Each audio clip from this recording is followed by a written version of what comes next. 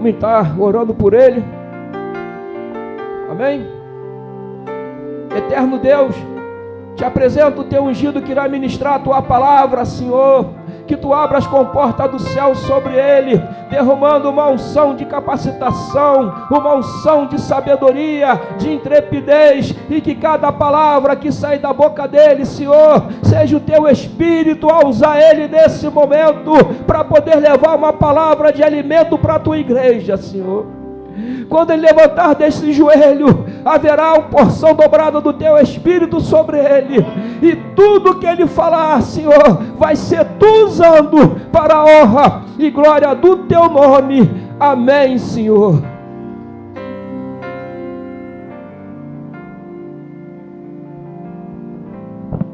Glória a Deus. Amém. Saúde da igreja com a paz do Senhor. Minha irmãzinha, depois a gente quer conversar com a senhora, tá bom? Hoje Deus me trouxe uma palavra, seria o título Desenterrando Promessas. Quem tem um pouco de conhecimento já vai saber qual é o personagem. O personagem é o Espírito Santo, é o próprio Deus, mas quem foi usado dessa forma? Vamos abrir nossa Bíblia, nossa espada. No capítulo 26 de Gênesis.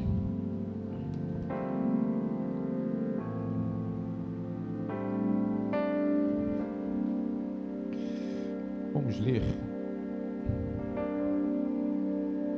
do 12 ao 25, para termos noção do fruto dessa palavra, da pregação. Depois nós vamos ver o que levou a isso, que até é o mais importante, amém? Fala assim a palavra de Deus: e semeou Isaque naquela mesma terra, e colheu naquele mesmo ano 100 medidas, porque o Senhor o abençoava. E engrandeceu-se o varão, e ia-se engrandecendo até que se tornou muito grande. Tinha possessão de ovelhas e possessão de vacas, e muita gente de serviço, de maneira que os filisteus o invejavam. E todos os poços que os servos de seu pai tinham cavado nos dias de Abraão, seu pai, os filisteus entulharam e encheram de terra. Disse também a Abimeleque a Isaque: aparta-te de nós, porque muito mais poderoso tu tens feito do que nós. Então Isaque foi-se dali e fez o seu assento no vale de Gerar, e habitou lá. E tornou Isaque e cavou os poços de água que cavaram nos dias de Abraão, seu pai, e que os filisteus taparam depois da morte de Abraão. E chamou pelos nomes que os chamara seu pai. Cavaram, pois, os servos de Isaque naquele vale, e acharam ali um poço de águas vivas. Os pastores de Gerar porfiaram com os pastores de Isaque, dizendo: esta água é nossa.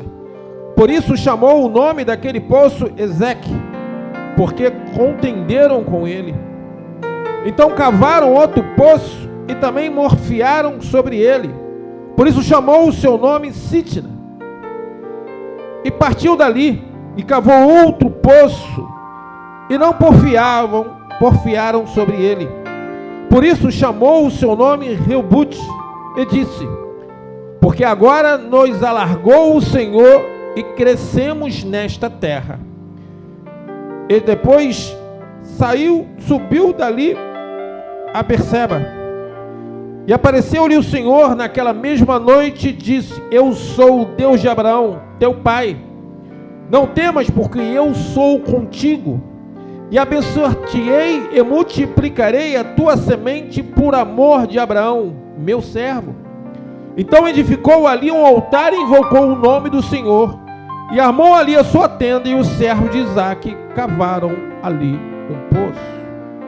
Senhor meu Pai, em teu nome, em nome de Jesus, Senhor, alicerce tudo o que vai acontecer, que todo eu suma, mas que tu faças através de mim neste momento. É o que eu te peço em nome de Jesus. Amém.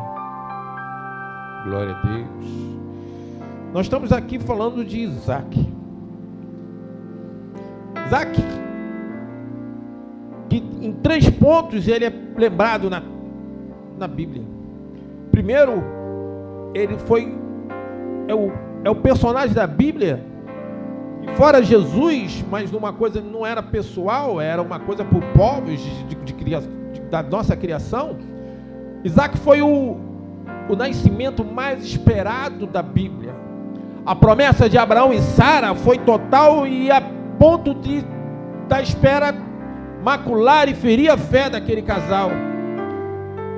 Mas o filho da promessa nasceu, e Deus já tinha prometido a Abraão, feito promessas que ali seria abençoada a sua descendência, era Isaac.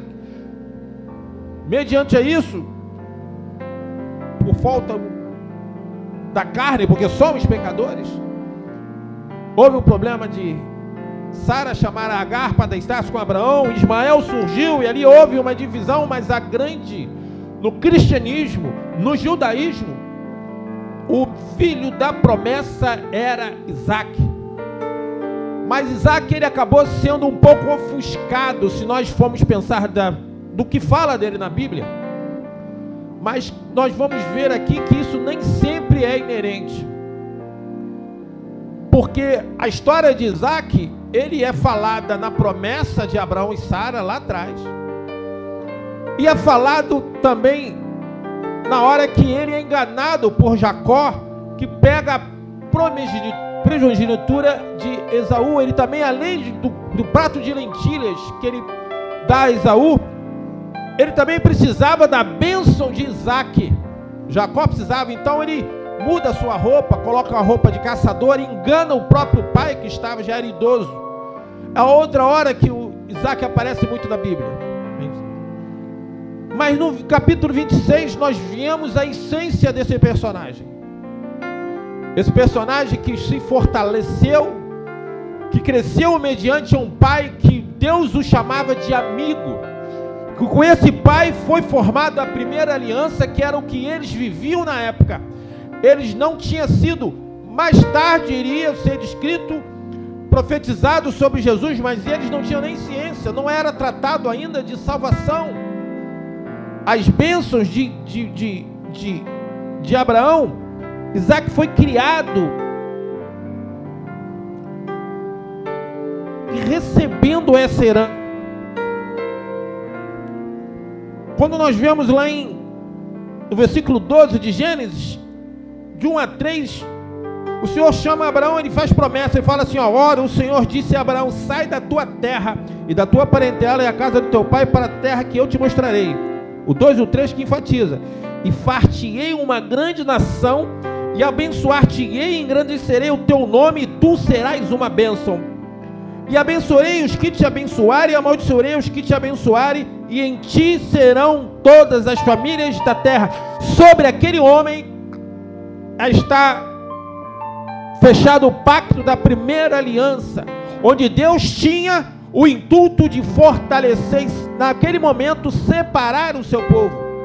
Não existia o povo de Deus, existiam as criaturas de Deus, que todos eram criaturas de Deus, mas o povo separado ainda não tinha sido feito. Com a aliança firmada em Abraão, Deus começa a separar esse povo. Isaac depois veio a nascer como promessa, e toda a sua vida ele participou da vida daquele homem que era amigo pessoal de Deus. Deus o chamava de amigo. Aquilo molda o caráter, aquilo molda uma pessoa, ele vivia aquilo. Muitas vezes nós vemos que a Bíblia não fala sobre determinados personagens de muitas formas, ou entra muito nos detalhes. Existem personagens como Ananias, que orou a Paulo e ele restaurou a visão, que só não ouvimos falar nele naquele momento, mas porque aquela história o Espírito Santo trouxe à tona no cânon bíblico para que nós soubéssemos o que aconteceu. não quer dizer que aquele homem depois se perdeu ou que parou de ser importante para Deus. A história, o exemplo, o que Deus quer nos passar na sua cronologia era importante naquele momento. Isaac culminou no capítulo 26 de Gênesis. Porque as pessoas vão entender que os escritores escreveram a Bíblia, e vamos entender que quando foram começados a achar os livros sagrados, foram nos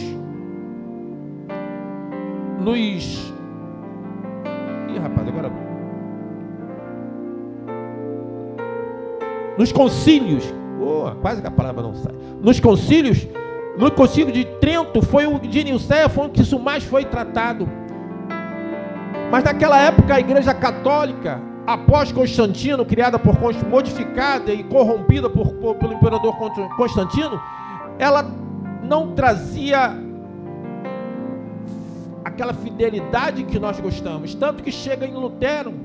Lutero é um dos primeiros reformadores que junto com John Knox e João Calvino faz a reforma protestante, e os reformadores vão seguindo para o que hoje nós somos, uma igreja evangélica, mas nos livros de história somos chamados de igreja protestante, somos nós, porque o que foi corrompido por Constantino, que misturou o evangelho genuíno do Deus Todo-Poderoso a deuses pagãos e rotinas imperialistas dos romanos, Lutero fez de novo com as suas 95 teses no templo de Wittenberg. Ele modificou e fez de novo essa separação, e nós continuamos a partir dali uma nova fase da história cristã, fiel ao que a Bíblia nos mostra.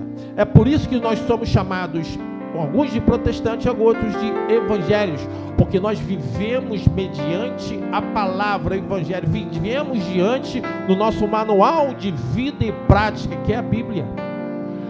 Mas quando a Bíblia foi constituída, Lutero até traduziu para o alemão, depois outras pessoas foram traduzindo, ela foi feita numa época de corrupção dentro da igreja. Como os podemos confiar? Porque existe uma coisa que o próprio Deus faz. Nós temos 66 livros na Bíblia evangélica, 72 na Bíblia católica. Vários escritores escreveram essas bíblicas, mas o autor é um só, foi o Espírito Santo de Deus.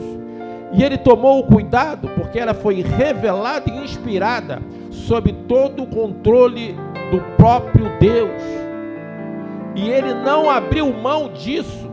Eu quero que você entenda que quando você começa a estudar os livros da Bíblia, você vê particularidades do escritor, porque o Espírito permitiu isso. Quando você vê os evangelhos, Mateus, Marcos, Lucas e João, tu vê o livro de Mateus destinado aos judeus, tu vê o livro de Marcos destinado aos romanos, tu vê o livro de Lucas destinado aos gregos, e tu vê o livro de João destinado aos gentios estrangeiros, que somos nós. Cada um com uma linguagem dando a mesma mensagem, mas com uma linguagem diferente, porque eram focos e alvos diferenciados, mas o Espírito Santo mantém e controla a mensagem para que o autor não tivesse perdido o controle do que estava sendo escrito. Lucas, por exemplo, aos gregos era um médico, historiador. Você vê a precisão, tu vê o linguajar, porque o foco dele era os gregos. Os gregos naquela época eram os eruditos, as pessoas que continham a maior cultura da terra. Mas em todo o caminho, Deus, através do seu Espírito, tomou o controle que, na sua revelação e na sua inspiração divina, para que esse livro fosse escrito, o controle da mensagem ainda fosse do próprio Deus.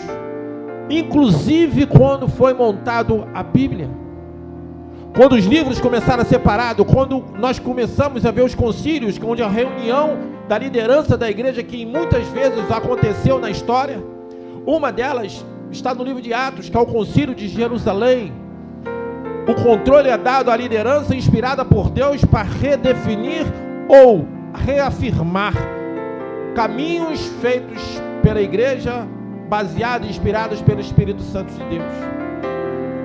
E nesse controle de Deus, o capítulo 26 vai falar sobre Isaac, que em sua vida foi fortalecido na presença de Deus, porque aquele pai seria pai de muitas nações, porque o próprio Deus mudou o seu nome de Abrão, pai de poucos, para Abraão, pai de muitas nações. E a palavra de Deus fala que ele era fiel àquela promessa. Ele não deixou Isaac se afastar. Isaac, ele pelas suas características que nós vamos ver, era manso, era obediente e de fé. Como nós podemos imaginar quando Abraão sobe o monte para fazer o holocausto do seu próprio filho Isaac, e ele não se rebela: pai, cadê o cordeiro? Abraão fala: Deus proverá. E ele nota que não havia cordeiro, mas na hora que o próprio Abraão levanta a mão para ceifar a vida do seu filho, Deus para: não, o que eu quero de ti você já me deu, poupa a vida do menino.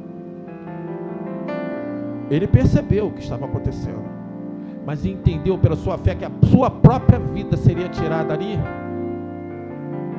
mas o próprio Deus podia restaurar e fazer o que bem entendesse, porque Ele é poderoso e pode fazer qualquer coisa.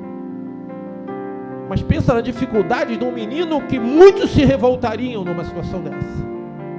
Isaac não. O que eu falei nessa leitura bíblica, falamos sobre as promessas que Abraão fez, e vamos entender que Isaac, ele recebeu uma herança patrimonial, mas também espiritual de Abraão. Ele, com esse tratamento, com essa criação e com essa aliança que Abraão tinha com Deus, Isaac ficou direto para a sua vitória.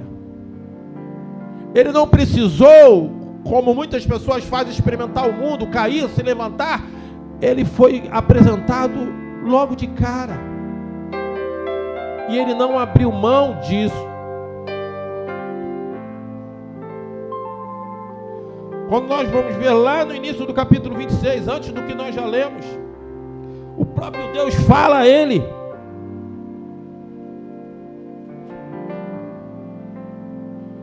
de 2 ao 6.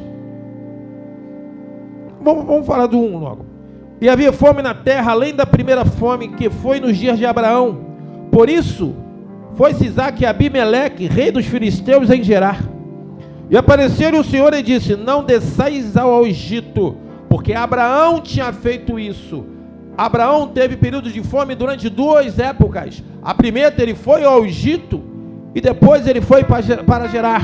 Mas Deus fala direto a Isaac: não vá para o Egito, porque o Egito naquela época era a terra da provisão, era a terra de posses, era a terra que tinha um controle, ali tinha mantimento, vocês podem ver que no final, Jacó vai para o Egito atrás de provisão e acaba encontrando seu filho José, que naquela época era o governador do Egito. E apareceu-lhe o Senhor de: não desças ao Egito, habita na terra que eu te disser, peregrina nesta terra e serei contigo e te abençoarei, porque a ti, a tua semente, darei todas essas terras e confirmarei o juramento que tenho jurado a teu pai. Antes a promessa era de Abraão e sua descendência, agora a promessa é direta a Isaac. O relacionamento que ele tinha através do pai, hoje ele tem direto com Deus. Eu multiplicarei a tua semente com as estrelas dos céus, como as estrelas do céu, e darei tua semente todas estas terras, e em tua semente serão benditas todas as nações da terra. Portanto, Abraão obedeceu a minha voz e guardou o meu mandado e os meus preceitos, os meus estatutos e as minhas leis. Assim, Isaque habitou em Gerar. Fala assim para você mesmo, fala para quem está ao seu lado. A fé e a fidelidade trouxe as bênçãos de Deus para Isaque. Agora fala para você. E a minha fé vai trazer para a minha vida. Porque a diferença não era simplesmente porque Deus não é adepto do nepotismo. Nepotismo, nós temos até uma professora de português, né? Andréia, né? Glória a Deus. Nepotismo é você em um posicionamento indeferir e privilegiar a sua descendência. Não era isso, por causa disso que Deus beneficiou Isaque. Isaque entendeu o que Deus falou com ele e tomou posse da promessa que ele deu. Quem aqui tem promessa de Deus para a sua vida? Todos nós temos. Porque Deus, quando te criou, eu canso de falar e vou continuar, não te criou ao acaso. Deus não criou o homem para morrer, Deus não criou o homem para ser derrotado, não criou para a derrota. Deus que criou, sabendo em Efésios 1:13 que tu tens o selo da promessa, você é marcado pelo Espírito Santo do Senhor. Satanás não pode te tocar a não ser que você mesmo dê esse direito a ele. Efésios 1:13, ele te sela, fala, esse é meu. Ele fala na tua vida, no teu nascimento, porque o próprio Isaque teve o seu nome escolhido antes do seu nascimento, e Deus fala contigo antes do seu. Deus projeta todas as coisas na sua vida. O que você precisa é entender, se relacionar, buscar esse Deus e tomar posse. Isaque fez isso. Isaque tomou posse da sua promessa. Ele era o filho da promessa de Abraão. Ele sim era uma promessa feito a Abraão e Sara, mas agora a promessa é dele. Deus fala: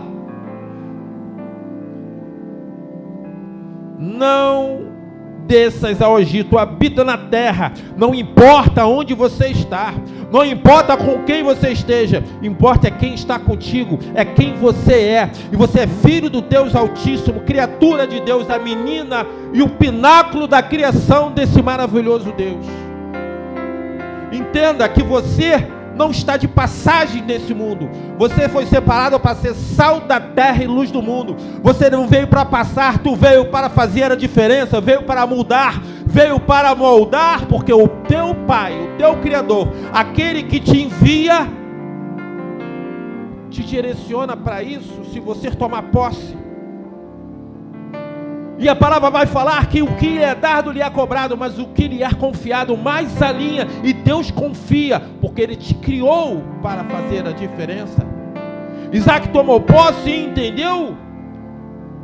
E a certeza dele é tão grande, a mansidão e a confiança dele é tão grande, que quando ele é perseguido por causa da sua relação com esse Deus, ele fica tranquilo.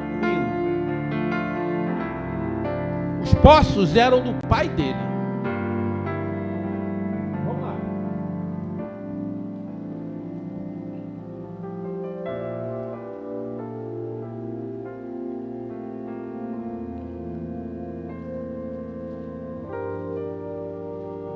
Abimeleque, no capítulo 20. Caiu o mercador aqui, mas eu lembrei de cabeça. E Abraão saiu da terra do sul, aqui é outra situação.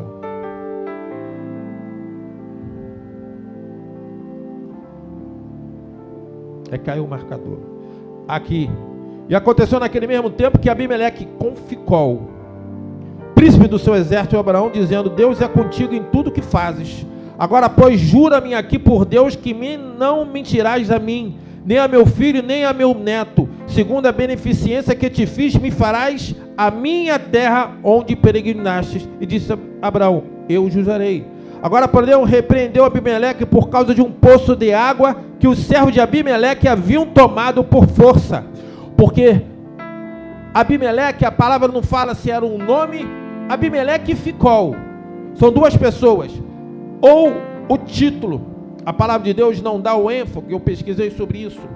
Mas aí nos dois tempos, tanto de Abraão como Isaac, era Abimeleque e Ficol. Abimeleque era o rei dos filisteus e Ficol o senhor dos exércitos, o chefe do exército. E não houve o estudo, olha que eu pesquiso, dizendo se poderia ter sido as mesmas pessoas, agora novos no primeiro com Abraão e agora com a idade avantajado.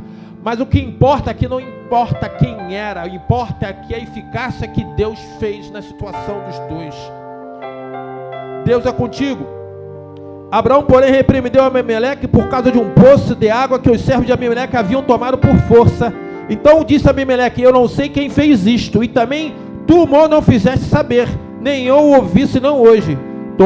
Tomou Abraão as vacas e deu-as a Abimeleque, e fizeram ambos concerto. Abraão, porém, a parte das 7 cordeiras do rebanho. E Abimeleque disse a Abraão: para que estão essas 7 cordeiras que puseste à parte?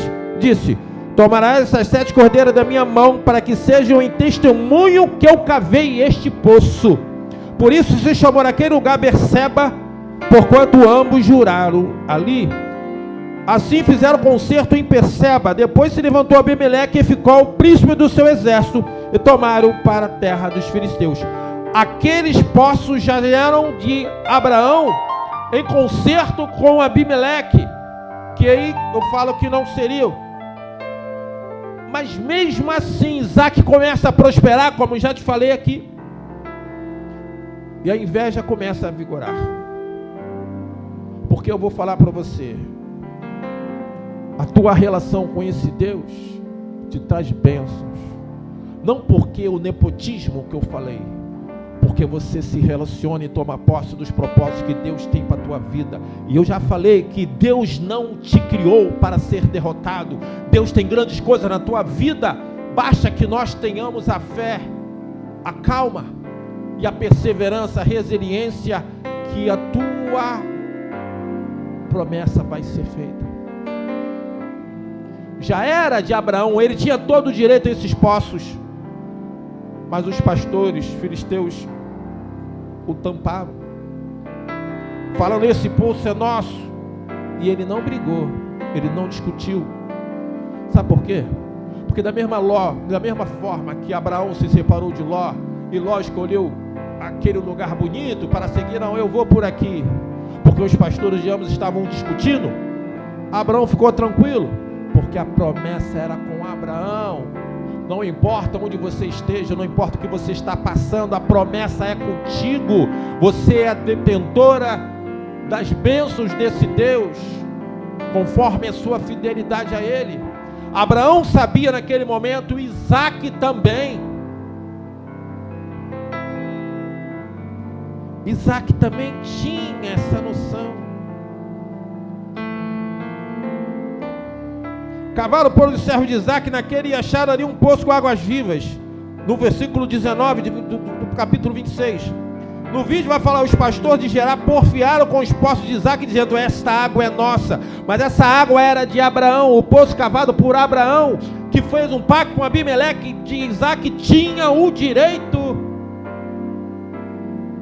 Por isso chamou o nome daquele poço Ezeque, porque contenderam com ele. Então cavou outro poço, ele foi para outro. Não importa onde você vai botar a tua mão, ora a Deus, peça o direcionamento, peça o caminho, que você não está sozinho. Deus muda a realidade, Deus muda o que está acontecendo na oração antes de eu começar a pregar aqui. Nós não sabemos o que Deus pretende, porque Deuteronômio 29 vai nos falar que as coisas de Deus são encobertas. Ele nos dá todo o conhecimento. Deuteronômio 28, ele vai falar que nós temos a porção do conhecimento que nos cabe. Mas na parte B do 29 ele fala que as suas revelações são nos dadas para nós, nossos filhos, para que a lei seja cumprida. Ele nos dá o conhecimento que é necessário.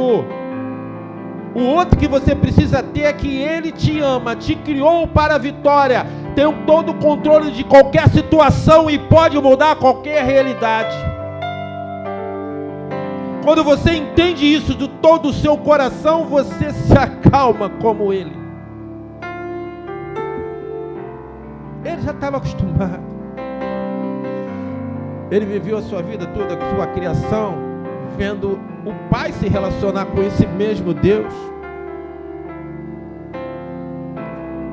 Mas agora a relação é com Ele. E partiu dali e cavou outro poço, e não porfiaram. Ele não precisava brigar, porque a promessa de Deus estava sobre a sua vida. Ele sabia, a fé dele era grande, porque se relacionava com esse Deus. Eu falei hoje aqui na escola dominical que às vezes o novo convertido, ele aceita Jesus com aquela alegria, ele quer fazer grandes coisas, ele quer repreender demônio, mas ele não está preparado, porque ele acabou de se converter a Cristo. Quando você aceita Jesus como Senhor e Salvador da sua vida, Jesus chega, arruma, adorna, expulsa quem lá estava e prepara para a chegada do novo morador. Você agora é templo do Espírito Santo, mas você não sabe ainda se relacionar. Você está buscando esse relacionamento com Deus através desse Espírito. Você tem que ser abraçado, ensinado, direcionado pelo Espírito, porque você não sabe ouvi-lo. Mas Isaac sabia. Isaac tinha noção. Ele tinha relacionamento com Deus. E apesar desse momento do capítulo 26, foi o único capítulo que realmente trata do relacionamento dele com Deus, e ele não começou a sua história ali. É por isso que eu frisei como a Bíblia é feita, foi escrita. Ele não começou na sua história naquele momento, ele não começou o seu relacionamento, ele já tinha experiência nisso. Agora a promessa era dele, não era mais do seu pai, e ele estava dentro da promessa do seu pai, porque a sua descendência era a primeira, logo era Isaac, era o filho da promessa. E como é que ele ia abençoar a descendência de Abraão sem abençoar logo no imediatismo o próprio Isaac? Mas agora ele não estava mais abaixo era com ele. O próprio Deus falou a ele. E se antes ele era de fé, a ponto de não se revelar quando o próprio pai ia o sacrificar, agora ele tinha uma relação direta com o próprio Deus. A promessa era direta. A fé, que antes já era forte, agora está mais estabelecida. E ele não se deixa, a ponto das pessoas notarem, não tem como derrubar. Ele tem promessa de Deus. Balaão, profeta, chegou, foi contratado pelo rei, que agora eu esqueci o nome. Vai lá e amaldiçoa aquele povo. Você é profeta, amaldiçoa aquele povo. Aí Balaão foi lá, quando viu quem era, falei, não tem como. Como eu, como profeta de Deus, vou amaldiçoar um povo que o próprio Deus abençoou? Era o povo de Deus, que aquele rei estava entrando em guerra contra aquele povo. O povo de Deus, o povo que tinha as bênçãos de Deus, eles chamam um profeta para amaldiçoar. Mas quem vai tocar em você? É quando Davi falou sobre Saul. Quem sou eu para tocar no ungido de Deus, naquele que está a serviço do Deus Todo-Poderoso? Não sou eu que vou tocá-lo. Saul o perseguia, queria matá-lo, e ele por mais de uma vez teve a chance de matar o próprio Saul, e não o tocou, porque ele sabia que a promessa de Deus era dele, e o tempo passaria e ela ia ser cumprida como foi. Davi foi o rei mais poderoso do cristianismo, o rei que conseguiu juntar as 12 tribos e torná-las poderosas. Ele errou, Ele errou. Na sua descendência houve problemas, represárias. Ele não pôde, ele angariou os fundos, mas não pôde construir o templo que coube a Salomão. Mas ele respeitou, porque ele entendia que Saul era um ungido de Deus. E muitas vezes nós somos confrontados. Entenda que Deus é contigo. Semana passada, o Alexandre pregou aqui, ele não focou nesse versículo, mas participou do versículo.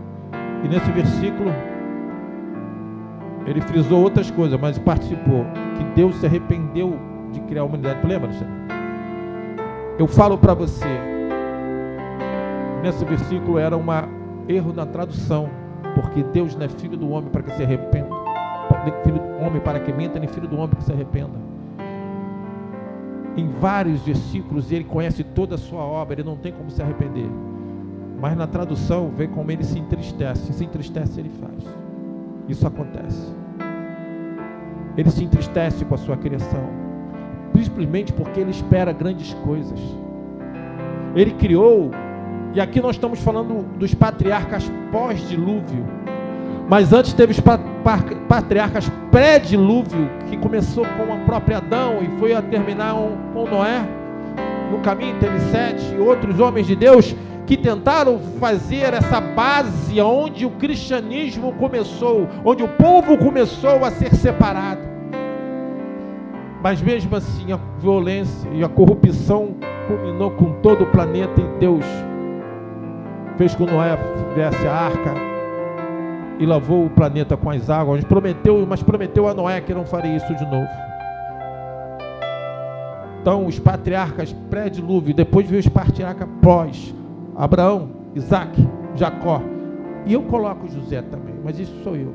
A história de José vem direto nessa progenitura, e a fase termina no final de José, porque quando chega em José é quando são formadas as tribos, as 12 tribos.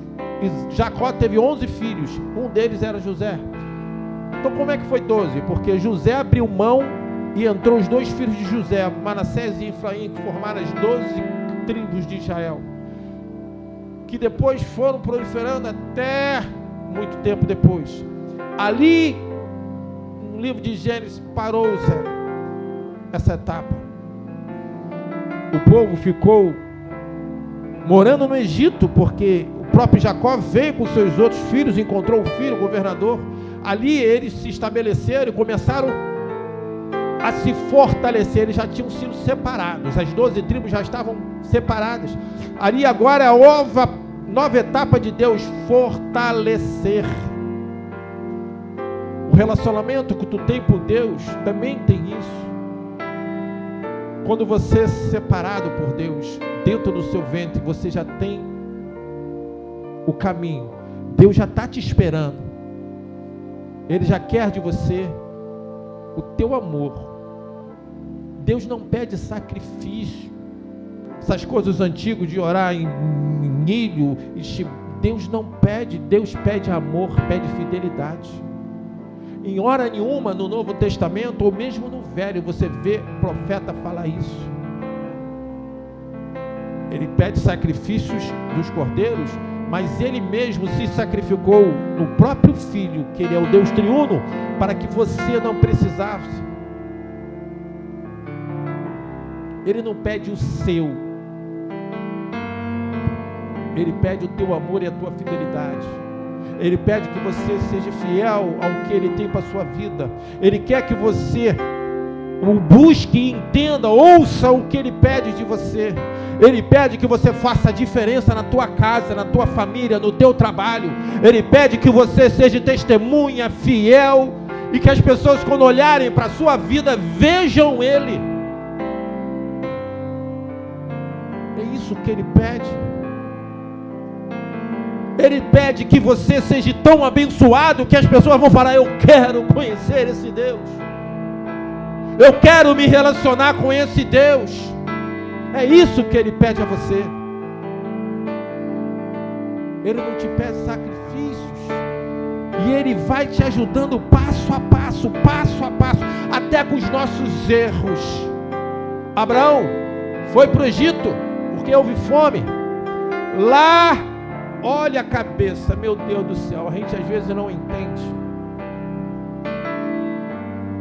Ele e Sara foram para o Egito, mas ele ia para uma terra que ele não era conhecido.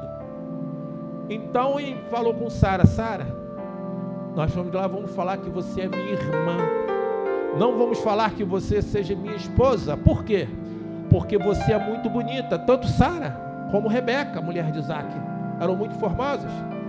Então as pessoas podem querer me matar para tomar posse de você. Então ele chegou e apresentou Sara como irmã. Mas quando chegou no Egito, não demorou muito. Logo o faraó já tomou Sara. Abençoou Abraão, mas tomou Sara por sua esposa. Foi para o harém dele. Mas ele não sabia em quem crenca ele estava. Aqui, ó.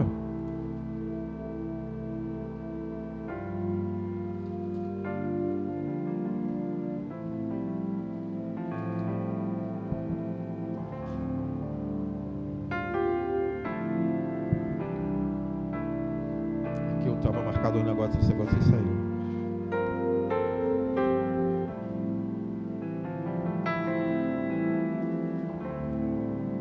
Aqui, ó. E havia fome naquela terra, e desceu Abraão ao Egito para peregrinar ali, porque a fome em grande terra era grande na terra.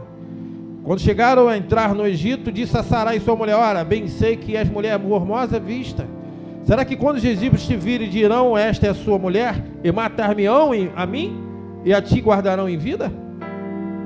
Diz: peço-te que és minha irmã, para que me vá bem por tua causa, que viva a minha alma por amor de ti. E aconteceu que entraram no Egito, viram os egípcios a sua mulher, que era muito formosa, logo de cara.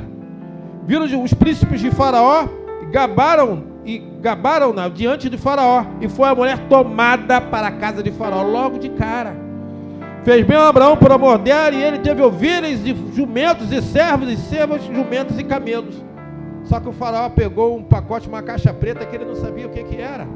Aí no 12 e 17 vai falar: feriu, porém, o Senhor a Faraó com grandes pragas, e a sua casa por causa de Sarai, mulher de Abraão.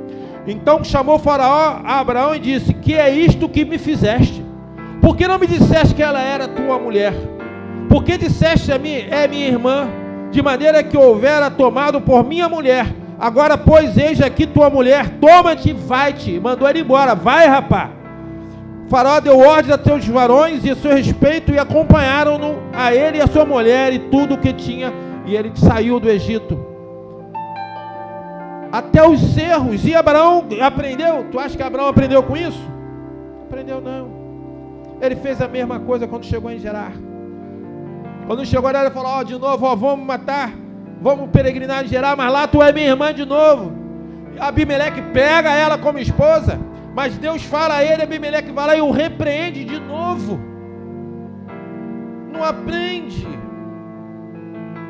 Mas nós não somos perfeitos, Deus sabe. E do mesmo jeito que no capítulo 20 ele faz isso aí já no 20.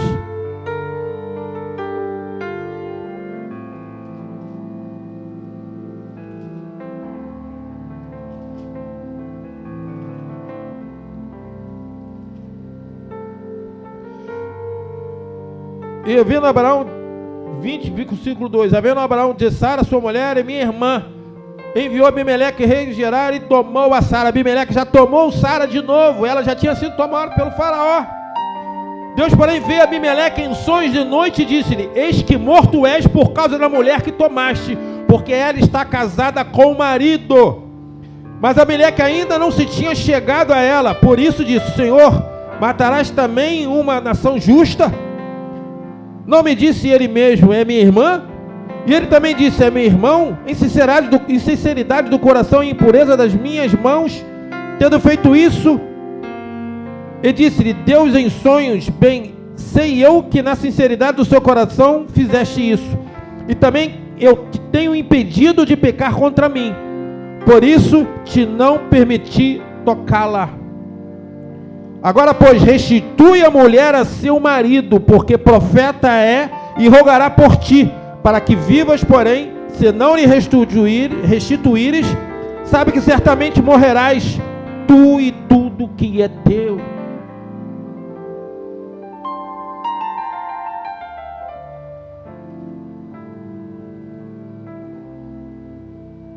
Mas o próprio Isaac arranjou uma esposa, escolhida por Deus, muito formosa. E no capítulo 7, ele em Gerar com a Rebeca, esposa de Isaac, ele fala, e perguntaram os varões daquele lugar acerca de sua mulher, disse, é minha irmã, igual o pai. Porque temia dizer, é minha mulher, para que porventura me não matem os varões daquele lugar por amor de Eber. E Abimeleque de novo aconteceu. E aconteceu como ele estivesse ali muito tempo, Abimeleque, rei dos filisteus, tomou por uma janela e viu, e eis que Isaac estava brincando com Rebeca, sua mulher. Só que dessa vez ele não chegou a tomá-la, mas repreendeu a Isaac. Disse Abimeleque, que é isto que nos fizeste? Facilmente se teria deitado alguém desse povo com tua mulher, e tu terias trazido sobre nós um delito. Nós não somos. Quantas vezes nós deixamos de atender a Deus, de mostrar as promessas, de ter a fé suficiente e tentar resolver pela nossa própria sabedoria. Mas nossa sabedoria é humana e Deus nos criou para depender dEle. Deus nos criou e nos deu o Espírito dEle que habita em nós, para que fôssemos guiados por Ele. Esse Espírito nos guia, esse Espírito nos respalda a sua palavra, nos limita e nos liga a Deus, onde nós permanecemos com a fé inabalável na presença desse Deus. E perante esse Espírito, se nós o ouvirmos, se nós o buscarmos, se nós estivermos a ponto de ouvir, nós não podemos orar, o certo não é nós orarmos a Deus até que Ele nos ouça, porque Ele é onipresente, onisciente, Ele sabe antes de você proferir as palavras. Você tem que ter relação com Deus até o ponto de você conseguir ouvir o que Ele te responde, você entender o que Ele fala ao seu coração, de várias formas, através do Espírito, de sonhos, através da palavra.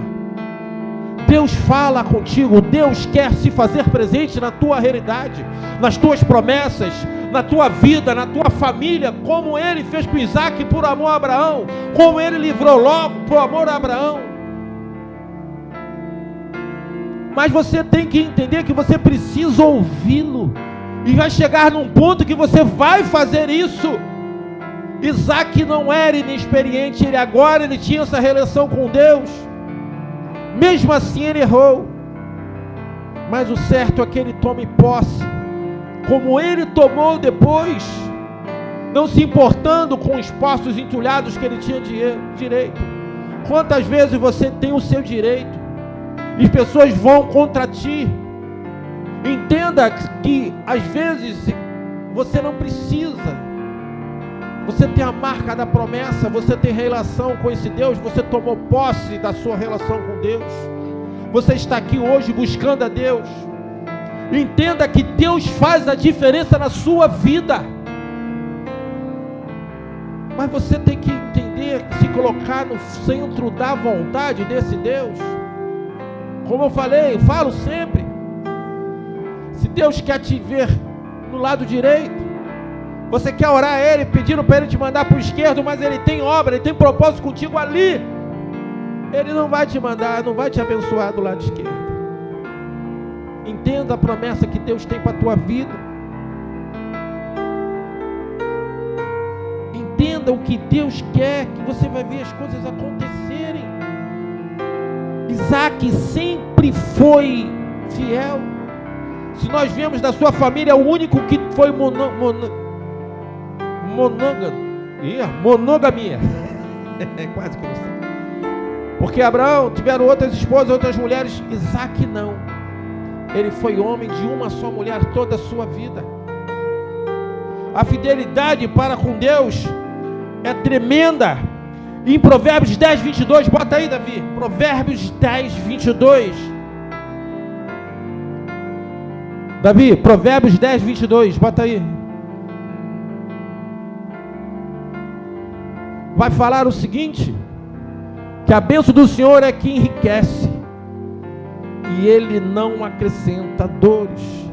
A tua vitória não está no teu esforço, a tua vitória não está no teu emprego, porque o teu emprego quem deu é o Deus que te criou, é o Deus que sabia onde ia te colocar, é o Deus que, se você tiver a ligação com Ele, vai te orientar onde entrar, onde sair, o que falar.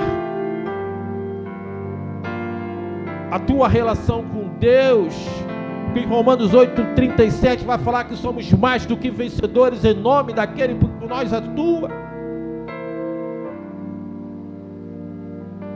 Abraão, como o pastor fala, Gênesis fala que ele é muito gado, prata e ouro, mas a maior riqueza de Abraão era seu relacionamento com Deus, era sua ligação com Deus. Ele podia perder tudo como Jó, mas foi-lhe ressarcido tudo de novo a Jó, porque Jó entendeu: Deus me deu, Deus me tirou, bendito é o nome do Senhor. Ele entendeu onde estava esse relacionamento, que peso tinha na sua vida, aonde ele botava. Hoje eu falei aqui, primeira coisa, vai falar nas nossas vidas que amar a Deus sobre todas as coisas, e as demais coisas lhe serão acrescentadas. A própria igreja não está nesse mesmo patamar de Deus, mas de Deus tem. Nada é mais importante. Abraão sabia que mesmo que ele sacrificasse seu filho Isaque, Deus podia restituí-los, como não deixou que ele o fizesse. Amar a Deus sobre todas as coisas. Se tem alguém na sua família, se tem alguém que você preza, amigo, que te tira da presença de Deus, entenda que isso não pode acontecer, porque se for a tua família, você ali é um canal para essa família ser atingida. Se você for o único pastor da sua família que aceitou Jesus como Senhor e Salvador da sua vida, Deus quer fazer que você ali dentro da sua casa faça a diferença. Mas não se afaste, não vá aos porcos, porque você se afastará de Deus. Se mantenha como exemplo, como serva fiel. A tua relação com Deus é anotada. Nós vivemos sobre uma nuvem de testemunhos, e você vai ser reconhecido assim. Ali vai um servo, ali vai uma serva do Senhor Altíssimo, porque você não tem luz própria, mas você, como a lua, não tem. Estamos à noite. Se nós apagarmos todas as luzes aqui, nós vamos ver a lua. A luz da lua? Não, a luz não tem luz. A lua não tem luz, mas ela reflete a luz do sol aqui na terra, para que as trevas não tomem conta. E você é para refletir a luz de Deus, a sabedoria, o poder, a manifestação do poder de Deus na sua vida vai ser notado.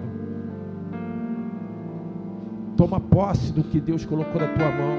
Entenda, Deus mandou chegar aqui. Você hoje é membro dessa igreja? O que Deus quer contigo? Qual é a diferença? Porque Deus não te chamou para ser mais um. Eu já falei. Deus te chamou para grandes coisas. Quer sair? Quantas pessoas já saíram do lugar onde Deus colocou, mas saíram da presença de Deus e do que Deus tinha chamado para ela, do que Deus tinha colocado na vida dela? Entende uma coisa: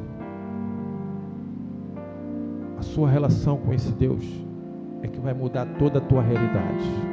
A tua relação com esse Deus é que vai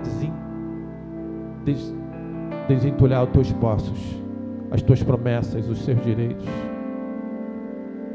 Você pode às vezes perder por amor a esse Deus, mas a Deus fala que aquele que salvar a sua vida em detrimento de mim irá perdê-la, mas aquele que perdera por mim a terá vida eterna.